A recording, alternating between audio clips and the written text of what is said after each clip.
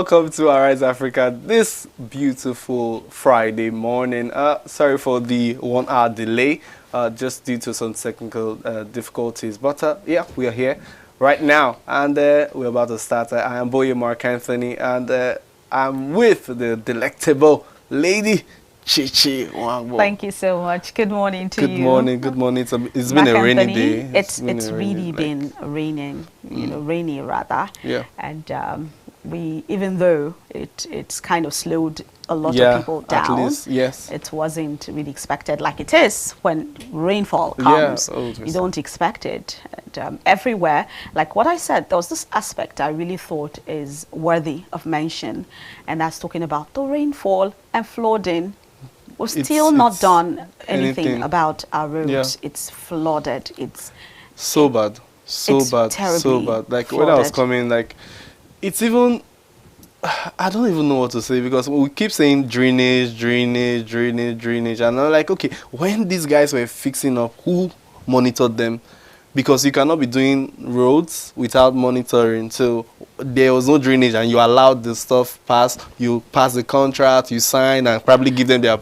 Sometimes, if we do want to go into that matter, it's a whole discussion entirely. Exactly. Maybe it's going to be a topic on the show, because we have the way things are done, they're not done the right way, and it's affecting the whole system. People use contracts to just empower their friends. Not so if I'm in government, I'm like, oh, Chichi is my friend, I was in ABN, so just do, and we do not care if they know the job. There are times I was told that it's a part in, not told, I've actually gone there myself, that before the project was done, the flooding was not really so prominent. But right now, it's as if the flooding has really begun in full force. True. So we really got to do it right, because we do not have any other country except Nigeria. We've got to make it the kind of place we will be proud of. Now, we've got to go straight to newspaper review. Yes, yes. So we are so... Let's begin with a Sunday Punch, which... we're going to start with. That's September 5th, 2021. And the major header says, banditry. GSM operators obey federal government's order. Shut over 240 Zamfara base stations. It says, as gunmen intensify attacks, kidnap school children, others. Informants leak soldiers' movements with mobile phones. Government alleges that's the reason they're saying they're shutting down everything. Zamfara, Katsina, Niger MSMEs grown over counter banditry measures. The story is on page 3 of the Sunday Punch newspaper. That's really very well. We're looking at it closely, and then we've got police hunt for Showaris brothers killers. Obaseki pledges support. That story is on page 7. It's no news that Sahara Reporters publisher lost his brother. Right now they're saying we're hunting for the killers. It's really an unfortunate development. We're told that the brother went to school. Yeah. It's about 50 or thereabouts. Yes, that's how it is. I think it happened in Edo State. In Edo State, yes. So. I think Okada also. Yeah, and then, unfortunately, he was killed. Yeah, I think hopefully they'll get the but it doesn't bring back the that's why we need to do something urgently about insecurity in the country. We have to. All right, we'll move over to The Guardian. Monday, 6th, 2021. And it says, business undecided over FG states tangle on VAT. Now, that has been a very critical issue for the past week. And then it says, FIRS banks on stay of execution order ahead appeal court ruling. States now custodians of collection until substituting orders is reversed, say analysts. Lagos IGRO to grow by 400 billion yearly with new VAT law. Annual venue may exceed NLTR. Consumption has huge cost. boom. Sorry, it says consumption has huge cost boom by states, says Owo. Now that this story of the VAT issue has been really up for a week now of probably saying. Then right down there you see Sokoto Kebbi, 3 others witness service disruption at Zamfara. 2.1 million phone users lose access. I think that's all we can take for The Guardian. We move over to... We have the Nigerian Tribune for Tuesday, 7th September 2021, and it says court refuses FIRS application to stop Rivers from collecting VAT. Wike directs State's Internal Revenue Service to enforce compliance. The story is on page 3 and on the Nigerian Tribune, and pretty interesting, that story there. We have Miati Allah begs Buhari, NAS to stop anti-grazing law. And that's on the top left-hand corner of the Nigerian Tribune. It says 13 southern states with litigation. Lagos Assembly proposes 21-year jail term for armed headers. Bill scales second reading. The stories on page 26 and 27 of same newspaper, and that's what I'm taking. All right, we'll move over to This Day newspaper for Wednesday, 8 September. Major that they said Masari says, with insights we should never we should never have negotiated with bandits. Okay, says set to ban open grazing, says it's un-Islamic. Declares nomadic herding mustn't be encouraged in any form. Identifies informants as greatest challenge to fight against insecurity. President worried about selective abductions, killings, say IG. And then that happens to be the governor of Katsina State, where our president is from. Yes. And then the very top of that, it says PDP governors meet today to zone NWC offices silent on presidential ticket. David Mark committee runs into brick wall. NEC meeting holds Thursday. All right, I think that's all we can take for this day. So moving on now to Daily Sun newspapers for Thursday.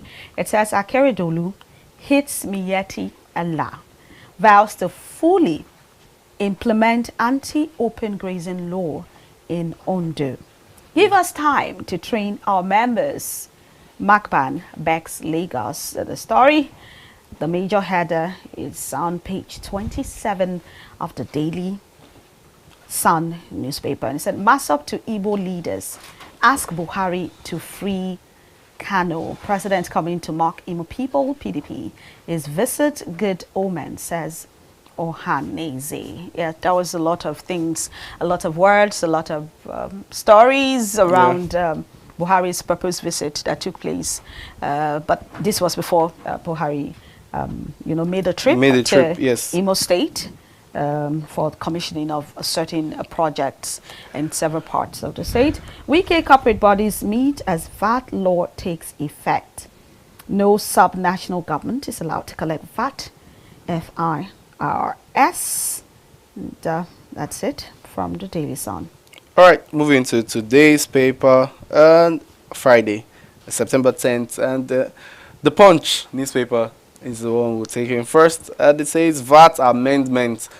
Says NBA sound cautions National Assembly fault FIRS planned revenue court. And then it says, okay, we have to take the rider. It says, I will be surprised if the FIRS pushes for a distinct federal revenue court, especially at this time. One would wonder whether the proper response to an unfavorable judgment is to ask for a new court. That's an NBA spokesman right there. And another, I think, Ozekome also said, if the National Assembly makes the mistake of legislating on and including VAT as a matter on the exclusive legislative list, it can be lawful. It can be lawfully challenged in a court of law. All the state attorneys general should join hands. That's the big one right now. Wike is actually causing an opera. That's what someone said. They said that a revolution has actually started, basically. Then you see on the Punch newspaper there, you see Buhari picture there. I think that's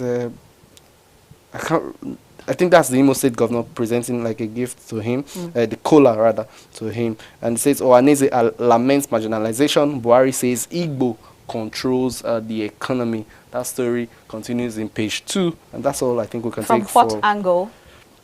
Maybe you find out in page 2 of what it's all about. I'm curious to know how and how you. No, but then. I'm curious to know how, because if you're saying someone is controlling the economy, it means there's public sector in charge of or over several sectors. Yeah. They're kind of controlling what happens. Probably not in the government angle. Maybe not true government. But we know that it is the Eastern Brothers are the ones that... Is it banking? Is it oil? Is it because oil is the mainstay of the economy? Yeah. So I'm trying to understand the statement, but I'm going to have to check that out and find out more about it. You've got The Guardian for today, and it says, amid VAT uproar, states sue federal government over sharing of stamp duties. It says, surprise trails speedy passage of Lagos VAT, open grazing bills. Wike started a revolution. Restructuring has begun, says Adegboruwa. Oyo still studying VAT verdict. Kaduna says it won't go against federal government court decisions. Kano keeps mute as stakeholders bemoan declining IGR.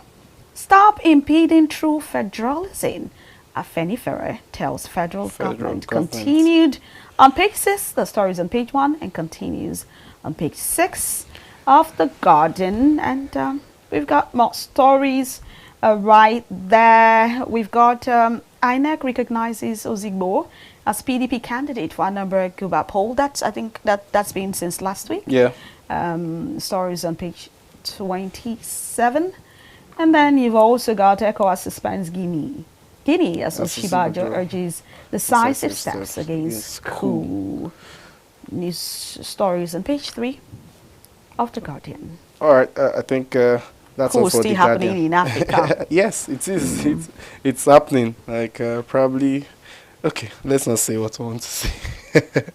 All right, but we'll move over to Nigerian Tribune for today, and then it says, as Lagos Assembly passes VAT anti-grazing bills, it says Afenifere SAN back states over VAT battle with FIRS. That story is in page 1 and it continues page 2. And then at the top of the Tribune newspaper, it says student abductions threatens Nigeria's future. UN tells FG. That story is in page 28.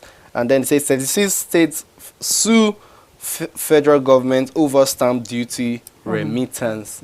Now that's a very tough one. That's a very tough one. Then at the very bottom of the Tribune newspaper, you see PDP NEC defers decision on zoning. That story is in page 8. So just read through that also. I think that's all we can take for the all right. So this is where we're going to end this segment of the program. Talking about the newspaper review. Would like you to stay there because we've got more on the other side talking about social media buzz. Stay tuned.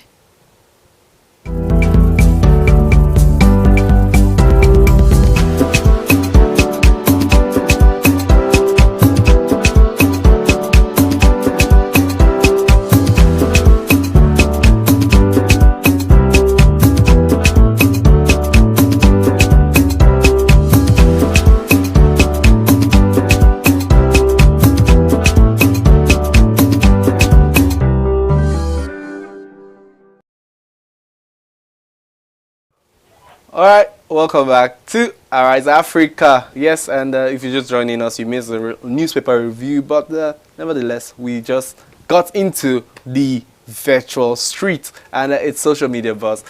Today, we're going to be sharing with you a very it's quite touching. I have my reservations concerning this particular topic, Chichi, and but we have to just put it out there, let people know, and let's see the world that we are living in currently. And the story is about there's a video that we caught up online, I think on Instagram actually, and it was posted, and it's just about a young girl at the age of 14, and I think she's pregnant.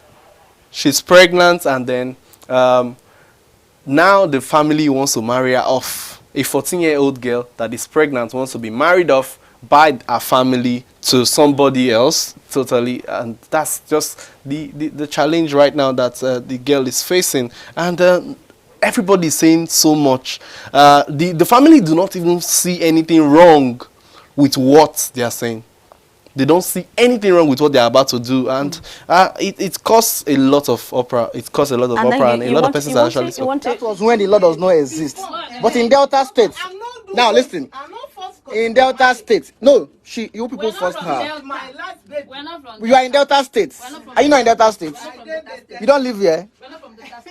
Even Anambra State too. Anambra law, child right law. You don't marry a girl below the age of 18 to anybody. And now you even marry her to somebody who you don't, because of her circumstances. Somebody got her pregnant. At least we've known the boy.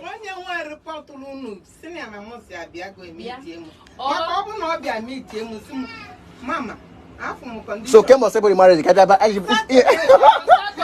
If you can cross water, cross Anamu. Anamu, yes. So you want me to come for the marriage? Yeah, cross no military Niger. Yeah, they could be investigating. Any number,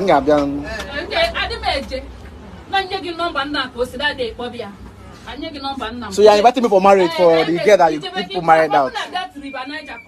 For investigation. He will cross to work for investigation. Oh yeah, no problem. I will come for the marriage. So you married the girl, she's pregnant, you married her off, and you're not inviting me for the marriage. Nobody married her off. So she married the man herself. Willingly. Willingly. Underage girl does not give consent.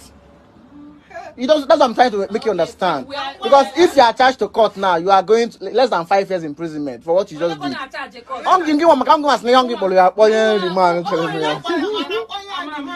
I know what. I'm gonna be the marriage. Our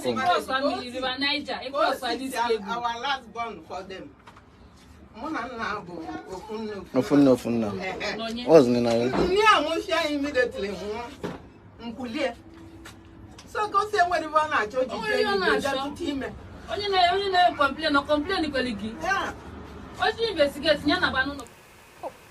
Well, that's it's pretty incredible. I don't know what word to so qualify. What's that? Ofuna.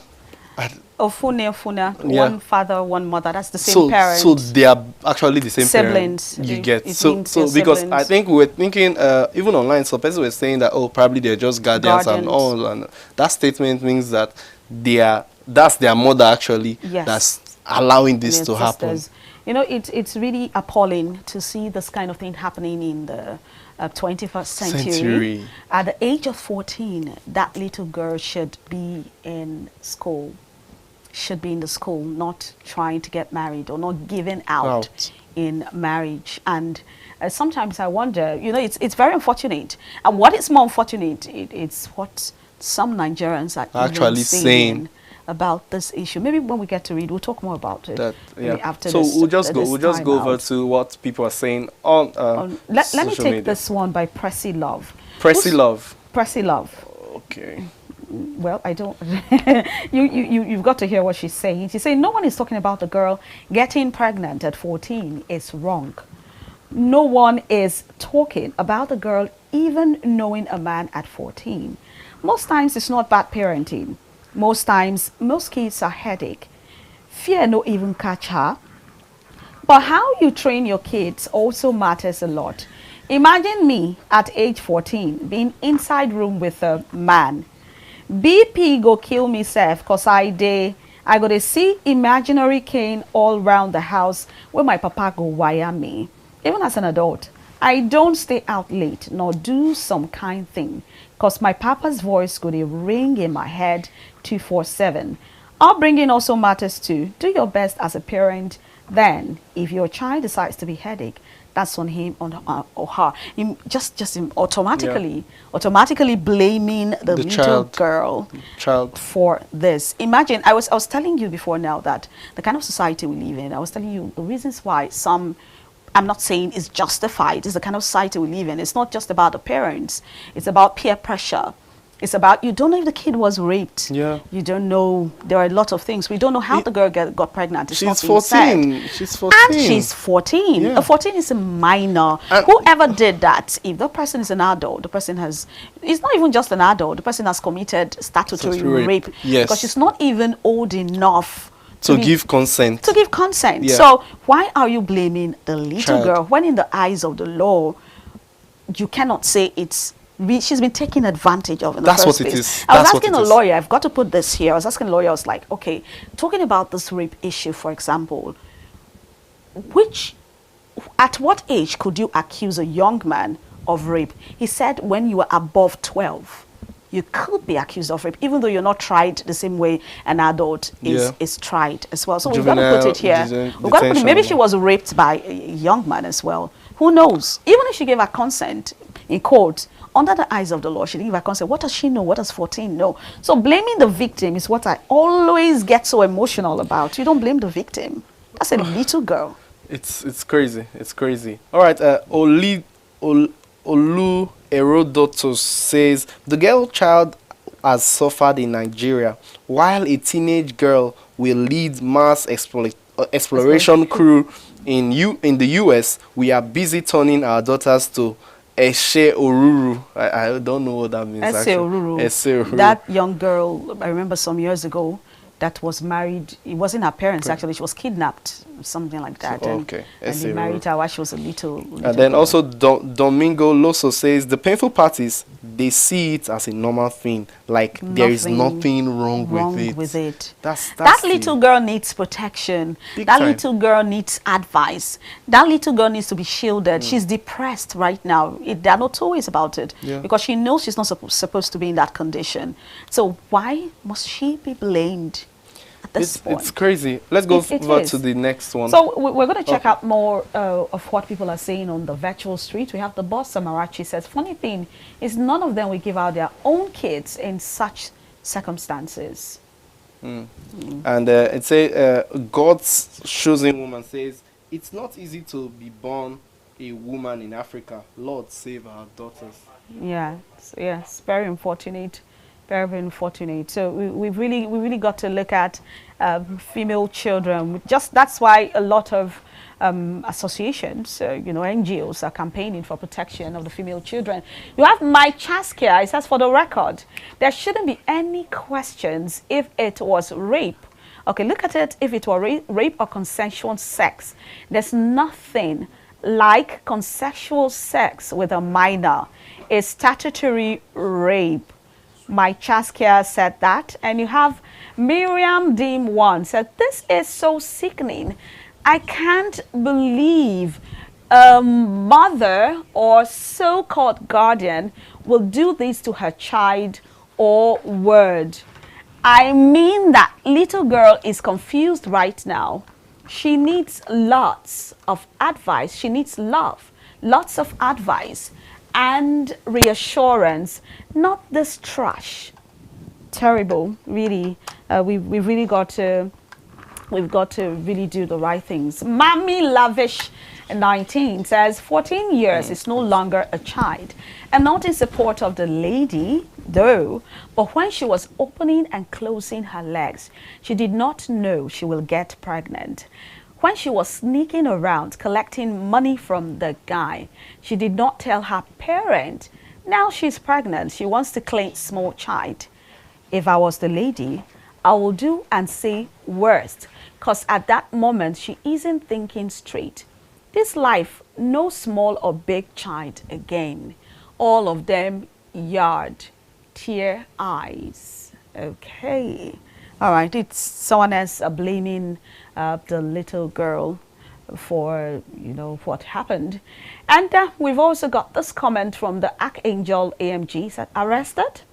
And your senators and ministers in the north marrying underage girls, you let them slide.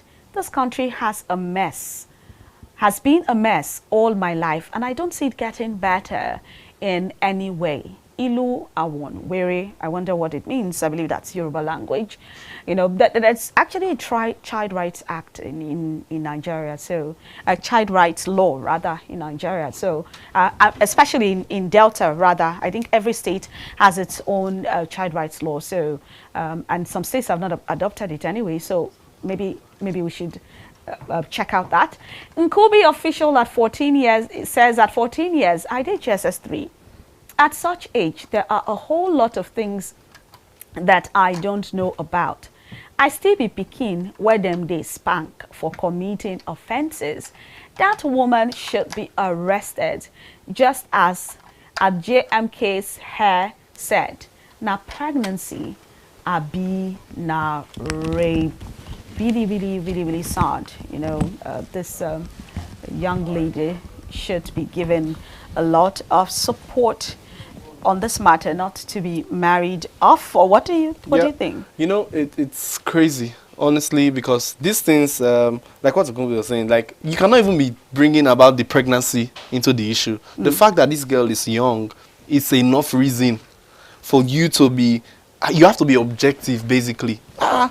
I don't know. I don't know what we actually think. This is a child. This is a child. I don't think we'll be able to carry on with all the comments, but we really want to get your views on this, honestly. I'll go head onto our YouTube and then just drop a comment there concerning this. Let's know what is actually happening. All right, that's all we can take for social media buzz, and we'll be right back with the crux of the matter.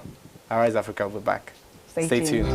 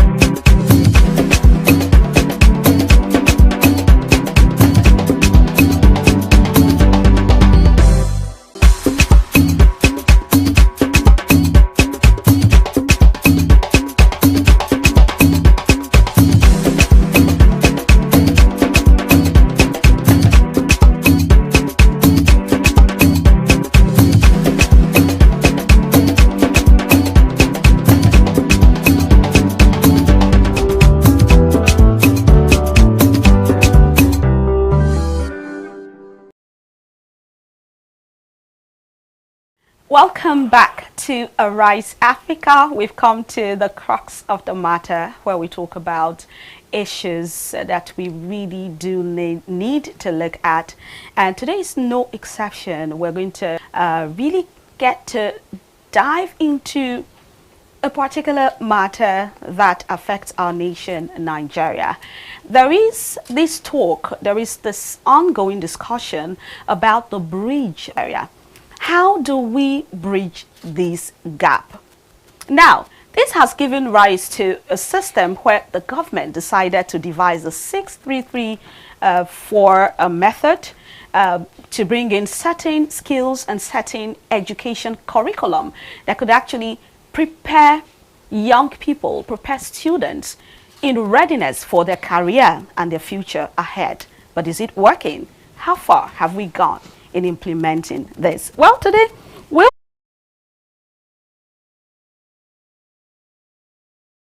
standards in Nigeria. Welcome. Welcome, sir. It's good to have you on the program.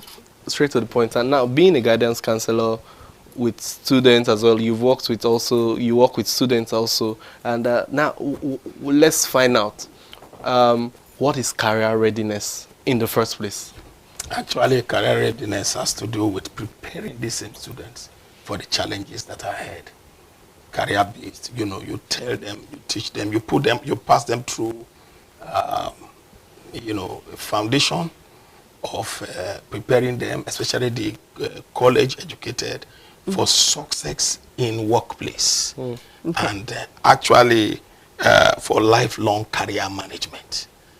That is what it is all about. You expose them to basic skills and subjects that are taught there. That's what career readiness is all about. Wow, that was put succinctly, I believe. Yeah. I mean, it's something someone can understand. It's very simple. So that being clear, so we've got to really look at the importance of career readiness. Well, it is quite important, because if we don't have career readiness, it means career itself will fail. If you don't prepare the people already, then what career are you going to be looking at? It will definitely fail. So the importance is also that you can see how curriculum and extracurricular activities can help in actually, boosting the career of the people. Apart from that, career readiness is also like a pool of talents, where, like this, you talked about employability and the rest, where people can source for talents, source for, qualified people for their job. So it's very important. And I remember at the beginning I said something about the gap between what the employers are looking for and what the employees or the aspiring employees, what they have. And so what is a bridge? I'm looking for this, and you are looking for a job, you don't have the required skills. That means what's going to work? So I guess that's one of the reasons underlining the importance. It's very important. Yes. As a guardian counselor, we take them through a lot of processes. For example, we help them the choice of their career, and other things. Even the choice of their subjects. Sometimes when you see them write exams and they don't do well in a particular area, as guardians counselors, we also help them and give counsel to them and their parents. That's why we form partnership with parents when it has to do with the career of these children. Awesome, sir. Now, one question I would want to ask is, right now we are talking about this career thing. Now, people like you help to prepare the students at a point in time, make them, okay, see this, see that, okay, why not go in this direction? Now, we are noticing some certain challenges currently, because when I was growing up, I wanted to be an engineer. You understand me, sir? Yes. So now we've gone to school, we've become engineers and all that. Now, the good thing is something like engineering or maybe doctor, there's this, let's say, it's either I want to be a banker, an engineer and all that. And then there are also certain courses that are almost losing relevance in our today's society. For I have people that are into linguistics. That's a very good course, actually. But we do exactly. So in this line, How do you guys now help out in these areas?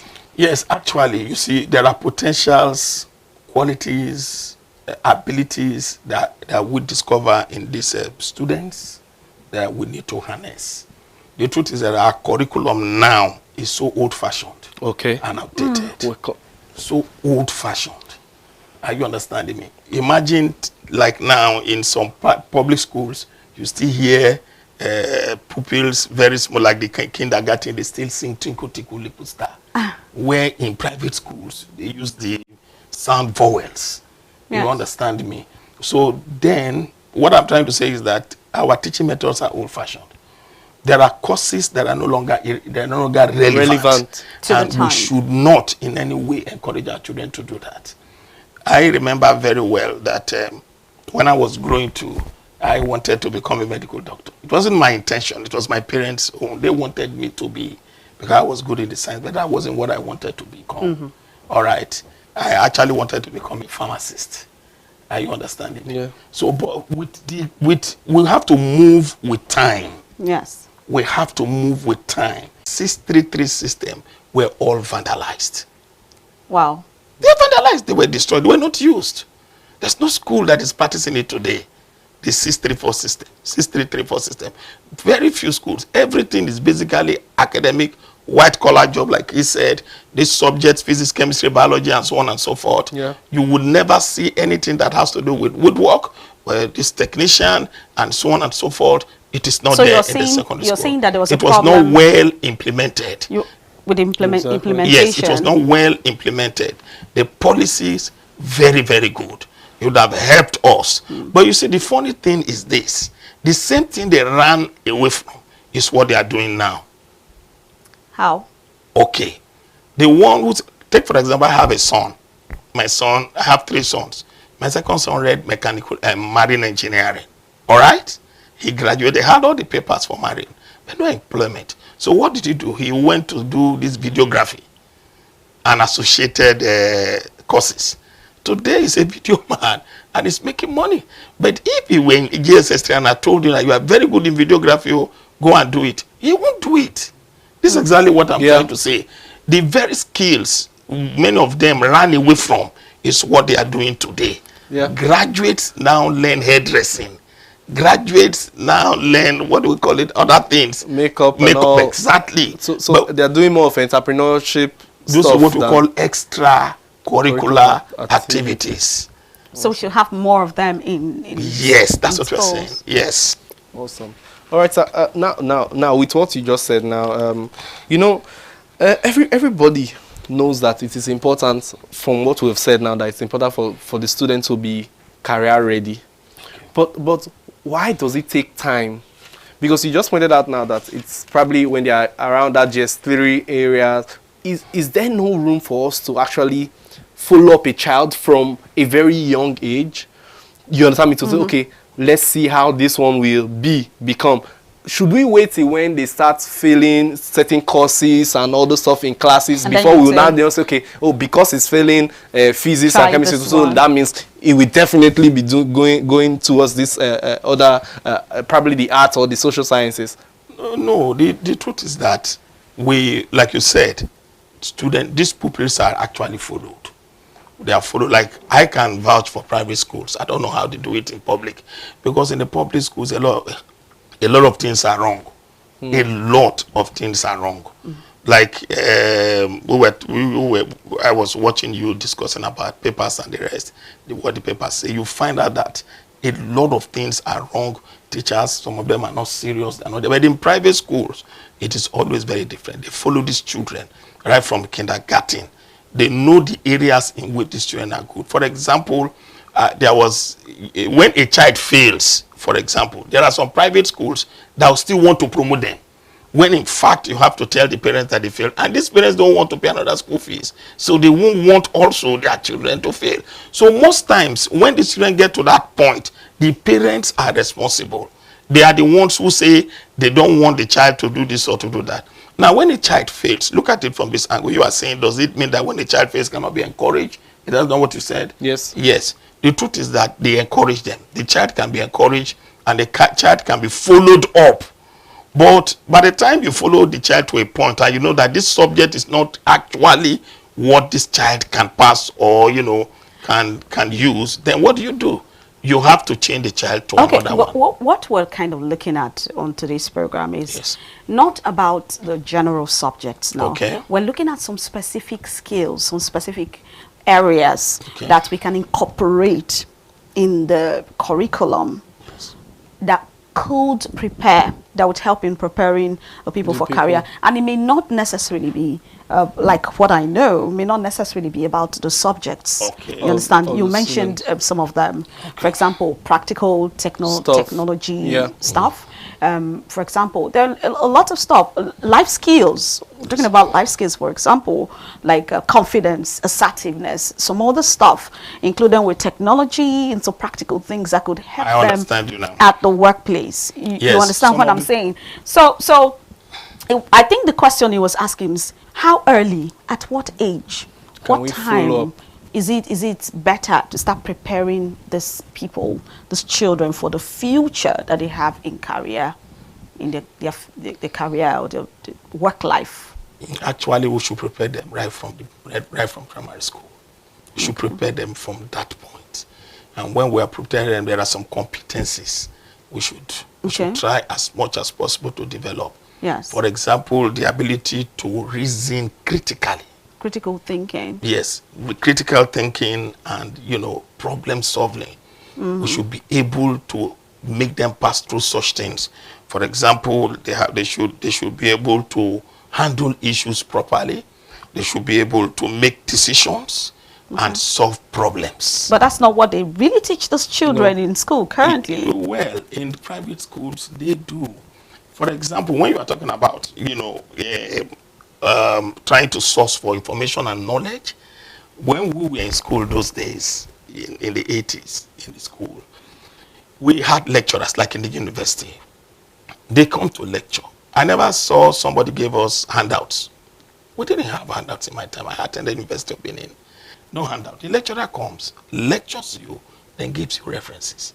You go to the library and source for information. This is exactly what should be done in schools. Critical thinking. You subject them to such things so that they can be able to know how to gather data, information, facts, and harness this together to solve problems.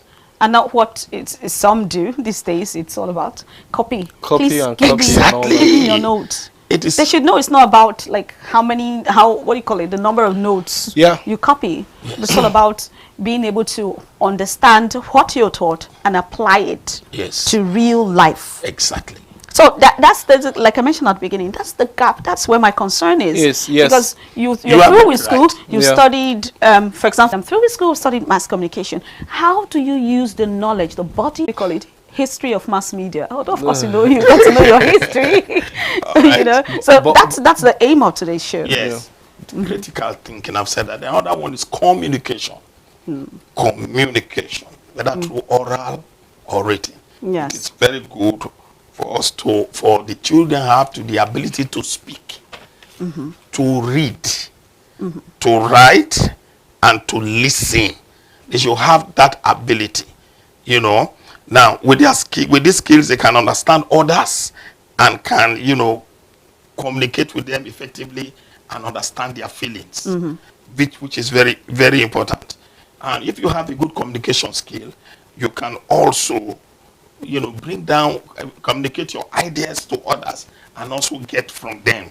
True. Take, for example, somebody who knows how to, if you read English, for example, you should be able to write your minutes. Say you are a secretary, to write minutes. Those are competencies. Yes, yes. So that when they hear it, they will know that you have done your job very well. Are you understand what I'm saying? Yeah. There are people who they read English, but they cannot write minutes. There are people who are secretaries, some of them cannot write minutes down. And when they are reading them out, you find out that you don't enjoy it at all. I don't know whether you understand what I'm saying. Yes. You don't. So a good communicator can analyze and speak clearly and confidently with a tone that will make the people know that because this one knows his job. So communication In any field you find yourself, you should be able to communicate properly. Yes. Yeah. Even if you are a teacher and you are asked to teach on a particular topic. That's a critical skill that should be taught in school. Yes. You should be able. It's communication. When you speak and somebody can decode it and understand it, that's communication. You understand? Now, if you are talking and I cannot understand, you have not communicated. So they should be able to learn such competencies. The third one is probably teamwork. Okay. Social skill, teamwork. Yes. You must be able to work with people.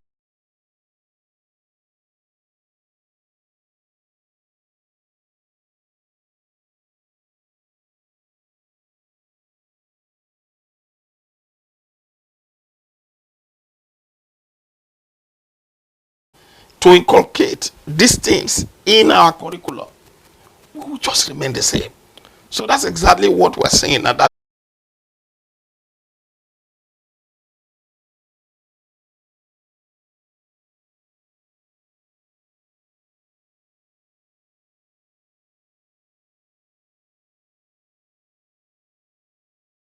exactly. They go. Some courses people read are not relevant to the present day system. Yeah. My first son, for example, read chemistry from FUPRI. He came out. Which lab is he going to work?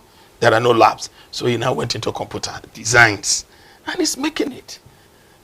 If we had a curriculum that had not data processing they do in school, no, real computer software engineering, if we really had it, that is what he would have read. Are you understanding? Thankfully, they do that as projects anyways. They do it as projects. They are gradually bringing